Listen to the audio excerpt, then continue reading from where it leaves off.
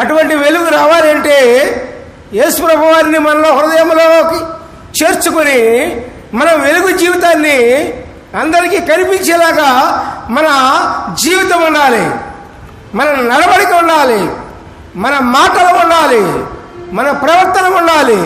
అంతా కూడా వెలుగుమయమైన జీవితముగా మార్చబడాలి యేసు ప్రభు వారి ధరించడం ద్వారా. అర్థాలు చేతులు పైకెత్తండి. హల్లెలూయా, హల్లెలూయా, ప్రైజ్ ది లార్డ్. తర్వాత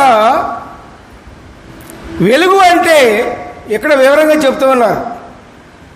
మనిషిలో ఉన్న వెలుగు ఏంటంటే మనం చెప్పుకున్నది కాకుండా ఇంకా వివరంగా చెప్తూ ఉన్నారు దేవుడు ఇక్కడ. మత్తయి 5వ అధ్యాయము 16వ వచనం, మనుషులు మీ సత్క్రియలను చూసి పరలోకమందున్న మీ తండ్రిని మహిమపరచునట్లు వారి ఎదుట మీ వెలుగు ప్రకాశింపనీయుడి. ఇప్పుడు చెప్పుకున్నాం మనం. ఏంటది?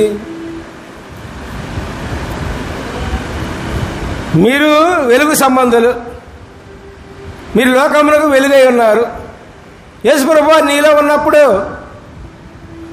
యేసు ప్రభు చేత రక్షించబడినప్పుడు, వెలుగు సంబంధులుగా మార్చబడినప్పుడు మనల్ని చూసి పరలోకమందున్న దేవుడు దేవుడు మహిమపరచబడతాడు ప్రియులారా. ఆ విధంగా దేవుడిని మహిమపరచవచ్చు. ఏ విధంగా? మనం వెలుగు జీవితంగా మార్చబడినప్పుడు, వెలుగుగా మార్చబడినప్పుడు,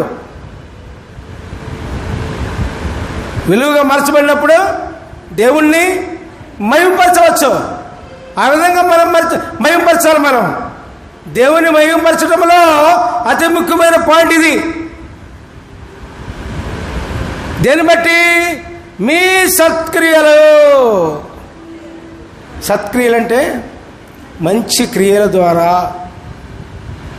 మంచి క్రియల ద్వారా, మంచి పనుల ద్వారా దేవుణ్ణి అందరి ముందు మహిమపరచవచ్చు ప్రియులారా.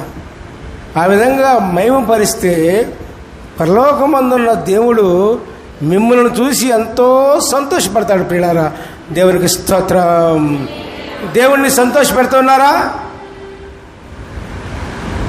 దేవుని సంతోషపెట్టాలి. దేవునికి స్తోత్రం. Hallelujah, praise the Lord, praise the lord.